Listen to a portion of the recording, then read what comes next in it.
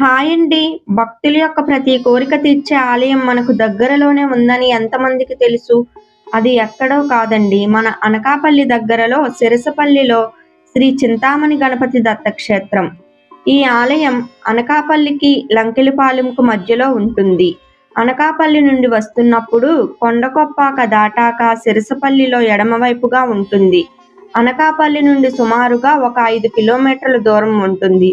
అలాగే లంకెలపాలెం నుండి వస్తున్నప్పుడు మారేడుపూడి జంక్షన్ దాటాక కుడివైపుగా ఉంటుంది. ఇది లంకెలపాలెంకు సుమారుగా ఒక 4 కిలోమీటర్ల దూరంలో ఉంటుంది.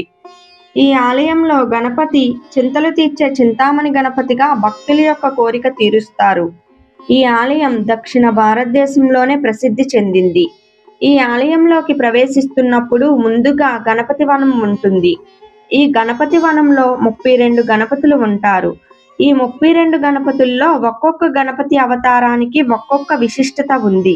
ఈ గణపతి వనం లోపల కుడివైపుగా స్వయంభూ గణపతి ఉంటారు. తరువాత ఎడమవైపుగా శ్రీ చింతామణి గణపతి ఆలయం ఉంటుంది.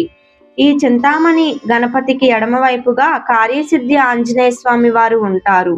ఈ కార్యసిద్ధి ఆంజనేయ స్వామి వారికి ఒక ప్రత్యేకత ఉంది. అది ఏమిటి అంటే పూర్ణఫల దీక్ష.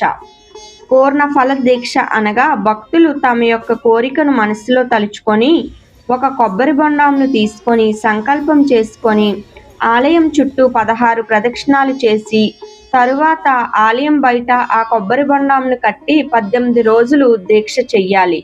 ఈ దీక్షలో కార్యసిద్ధి ఆంజనేయ స్వామి వారి మంత్రం మనకు ఎన్నిసార్లు వీలైతే అన్నిసార్లు పఠించి 18వ రోజు ఈ ఆలయంకు వెళ్ళి ఆ కొబ్బరి బొండాంను వలిపించి కొబ్బరికాయని కొట్టి స్వామివారికి నివేదించాలి. ఇది పూర్ణఫల దీక్ష. అలాగే గణపతి వనం దాటాక నక్షత్రవనం ఉంటుంది. ఈ నక్షత్రవనం మధ్యలో నవగ్రహాలు చుట్టూ ఏ నక్షత్రాల వారు ఏ చెట్టును పూజించాలో, అలాగే ఆ నక్షత్రాలకు ఆదిదేవతలు ఎవరో ఉంటుంది. నాగబంధం పక్కనే నవగ్రహాల యొక్క విశిష్టత గురించి ఉంటుంది. తరువాత వీడియోలో మనం గణపతి వనంలో ఉన్న 32 గణపతుల అవతారాల గురించి తెలుసుకుందాం.